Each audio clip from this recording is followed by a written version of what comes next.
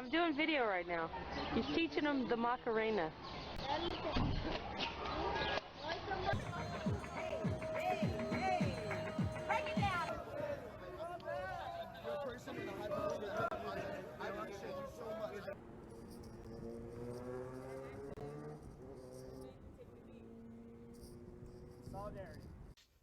Solidarity looks more like a psyop in reality. Now, to begin, we need to recognize what a psyop, psychological operation, is.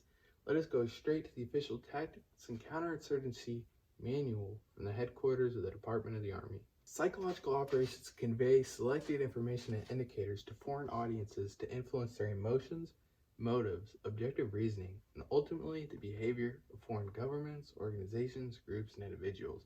The purpose of psychological operations is to induce or reinforce foreign attitudes of behavior favorable to the originator's objectives. Psychological operations can be directed at the civilian populace as a whole, specific groups, or individuals outside the United States and its territories. Psychological operations can influence and modify the behavior of foreign target audiences in support of U.S. objectives. In a coin or counterinsurgency operation, PSYOP seeks to increase popular support for the host nation government. As many combat vets will tell you, the official mission of a PSYOP is to persuade change and influence the hearts and minds of the people you are occupying in order to induce behavior favorable to the occupier's objectives. This can be done in all sorts of ways, including overtly kind gestures designed to humanize all parties, along with and in order to influence their objective reasoning. A PSYOP is an essential function of counterinsurgency, which we will be back to in a bit. Now, what even is community policing? As David Correia and Tyler Wall point out in their very good book, Police, a Field Guide, quote, "The first thing that nearly all proponents of community policing say about community policing is that there's no definition of community policing. They'll give some answer like, community policing encompasses a variety of philosophical and practical approaches and is still evolving rapidly, or that it's about promoting collaboration and partnership with communities. Not only is the answer always very vague, it is therefore also leaves out some pretty significant questions and concerns. Let's take the most relevant example of Minneapolis, the city whose police department murdered George Floyd. Quote, "The Minneapolis police implemented trainings on implicit bias, mindfulness, de-escalation, crisis intervention, diversified the department's leadership, created tighter use of force standards, adopted body cameras, initiated a series of police community dialogues, and enhanced early warning systems to identify problem officers. The Minneapolis PD implemented a series of training programs designed to professionalize policing in the hopes that it would reduce abuses that might trigger more protests. Officers were trained in how to respond to mental health crisis calls, how to de-escalate confrontations with the public, how to be mindful in dangerous circumstances, and how to be more self-aware of their implicit racial bias. Many of these reforms might be considered a part of community policing to many, but even with all the reform, they still reproduce the system that killed George Floyd. And that is because they are not questioning the fundamental validity of using police and are ignoring the class function which American police play, which historically grew out of the slave patrols and murder of Native Americans. Michael Parenti lays out the class control role police play through simple terms in his book, Democracy for the Few. Aside from the desirable social service function of police, which can be obtained through other means, by the way, quote, "The police serve a class control function. That is, they must protect those who rule from those who are ruled, and they protect the interests of capital from those who would challenge the inequities of the system. The profiteering corporate managers, plundering slumlords, swindling merchants, racist school boards, special interest legislators, and others who contribute so much to the scarcity, misery, and anger that lead to individual crimes or mass riots leave the dirty work of subduing these outbursts to the police. When the police charge picket lines, beating, gassing, and occasionally shooting workers, they usually are operating with a court injunction that allows them to exert force in order to protect the interests of the corporate owners. The police confront dangers and social miseries of a kind most of us can only imagine. They deal with the waste products of a competitive corporate society, the ill-fed, the ill-housed, the desperate, and the defeated. The slums are not the problem, they are the solution. They are the way capitalism deals with the surplus people of a market economy.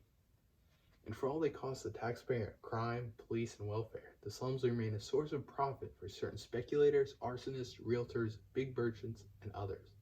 They do present problems of violence and social pathology that need to be contained, and that is the job of the police, to sweep protest and poverty under the rug, even if it takes a club or a gun. Repressive acts by police are not the aberrant behavior of a few psychotics in uniform, but the outgrowth of the kind of class control function that law officers perform and rulers insist upon, which explains why the police are able to get away with murder. Some police are aware of the class function they serve. Former Boston Police Commissioner Robert DeGrazia summed it up. Those who commit the crime which worries citizens most, violent street crime, are, for the most part, the products of poverty, unemployment, broken homes, rotten education, drug addiction and alcoholism, and other social and economic ills about which the police can do little, if anything. If you have not studied counterinsurgency theory, here it is in a nutshell. Counterinsurgency is a competition with the insurgent for the right to win the hearts, minds, and acquiescence of the population. You are being sent in because the insurgents, at their strongest, can defeat anything with less strength than you. But you have more combat power than you can or should use in most situations. And Judas' use of firepower creates blood feuds, homeless people, and societal disruption that fuel and perpetuate the insurgency. The most beneficial actions are often local politics, civic action, and beat cop behaviors. For your side to win, the people don't have to like you, but they must respect you, accept that your actions benefit them, and trust your integrity and ability to deliver on promises, particularly regarding their security. In this battlefield, popular perceptions and rumor are more influential than the facts and more powerful than 100 tanks. Again, from the Counterinsurgency Manual of the U.S. Army. Now that we understand the class control function of police more clearly, as well as understanding that police act as an occupying force in, especially lower class, Black American life. In fact, most police don't even live in the communities they serve. We can see why the police are strapping psyops right next to the baton on their brimming belts brandished with brutal weapons to bamboozle a battered populace that's been uprising for a straight month amid continued police executions of American citizens and thinking that some pigs are on our side. As Alex Vitale points out in his seminal work, The End of Policing, across the country, community police programs have been based on the idea that the community should bring concerns of all kinds about neighborhood conditions to the police, who will work with them on developing solutions. The tools that police have for solving these problems, however, are generally limited to punitive enforcement actions such as arrests and ticketing. Community policing programs regularly call for increasing reliance on police athletic leagues, positive non-enforcement activities with youth, and more focus on getting to know community members. There is little research, however, to suggest that these endeavors reduce crime or help to overcome over-policing. Furthermore, the research shows that community policing does not empower communities in meaningful ways. It expands police power, but does nothing to reduce the burden of over-policing on people of color and the poor. It is time to invest in communities instead. Participatory budgeting and enhanced local political accountability will do more, much more, to improve the well-being of communities than enhancing the power and scope of policing. Community policing, quote, offers a nostalgic image of an imagined past populated by your friendly neighborhood cop on the beat. It's a sort of nostalgia that seeks to establish the legitimacy of the police powers. And the legitimacy problem for police is about the legitimacy to use violence. Community policing is not about making police friendlier, but rather about making police violence more acceptable. Community policing is to police what COIN, or counterinsurgency, is to the military.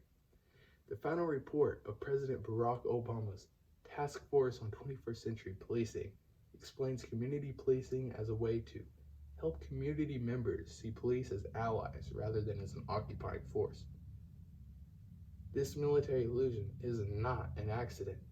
COIN and community policing seek to legitimize an occupation. They seek to build community trust in order to more effectively impose order. Military officers take tea with tribal elders. Police officers play midnight basketball with ghetto youth. Military planners place forward bases in rebel territory, police brass place police substations in high-crime neighborhoods. It is an occupation masquerading as collaboration. And that, my dear friends, is why community policing is cop speak for counterinsurgency. We can and do much better than the 8 Can't Wait campaign and community policing if we want to see tangible, positive results in our neighborhoods. Now, I plan on making more videos on propaganda, cop speak, and policing in prisons in general. Subscribe, follow my Twitter to stay tuned for those.